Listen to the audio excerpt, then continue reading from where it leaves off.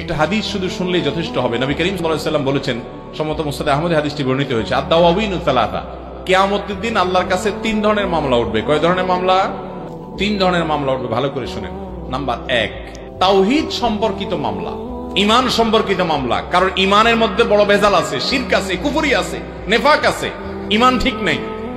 এই মামলাগুলো বিনা হিসাবে জাহান্নাম, এগুলো কোনো শুনানি হবে না, বিনা শুনানিতে জাহান্নামে চলে যাবে। ঈমান ঠিক নেই কোন বান্দার, এখানে আল্লাহ শুনতে যাবেন না, কোনো ওজর টোজর নেই, ডাইরেক্ট জাহান্নাম। এই জন্য ঈমানটা সবকিছুর আগে ঠিক রাখতে হয়, তাওহীদটা ঠিক রাখতে হয়, শিরক থেকে মুক্ত থাকতে হয়। 1।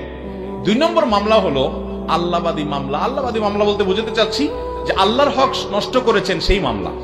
আপনার নামাজের ত্রুটি আছে, রোজার ত্রুটি আছে, আপনার হজের ত্রুটি আছে, আপনার অন্য কোনো ইবাদতবন্দির ত্রুটি আছে। যদি এরকম মামলা হয় তো সেইগুলো আল্লাহ রাব্বুল আলামিন যাকে ইচ্ছা তাকে মাফ করবেন, আর কাউকে মাফ না করলে সে নির্দিষ্ট শাস্তি ভোগ করার পরে মাফ পাবে।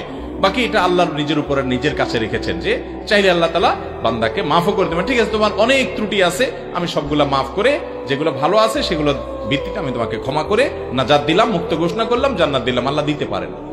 3 নম্বর মামলা যেটা বান্দার হক নষ্ট করার মামলা, এইটা ব্যাপারে আল্লাহ বলবেন না, এটা তো আমি শুনানি করব না, এটা যার হক নষ্ট করছো তার সাথে বুঝো।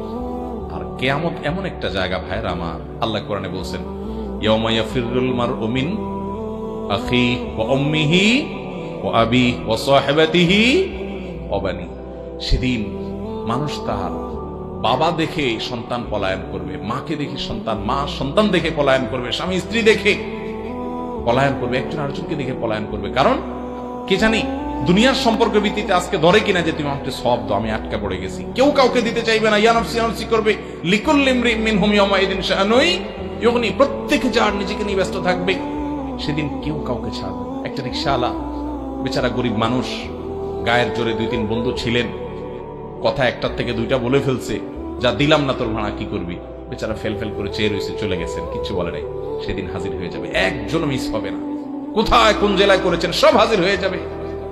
কোন বাসের কন্ডাক্টরকে ধরে ধমক দিয়েছেন, গালি দিয়েছেন, ধাক্কা দিয়েছেন, বেচারা কিছু করতে পারে নাই। আপনারা 4-5 যুবক কলেজে পড়েন, গায়ের জোর আছে, ধমক দিয়েছেন, চেয়ে চলে গেছে, কিছু বলতে পারে নাই।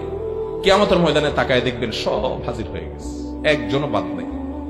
নবী করিম সাল্লাল্লাহু আলাইহি সাল্লাম এই হাদিসে বলেছেন, ওই মামলা আল্লাহ মাফ করবেন না, বলবেন যে ওই বান্দা যদি মাফ করে মাফ করবে, কিন্তু সেদিন কেউ কাউকে কেউ মাফ করবে না, কেউ মাফ করবে না।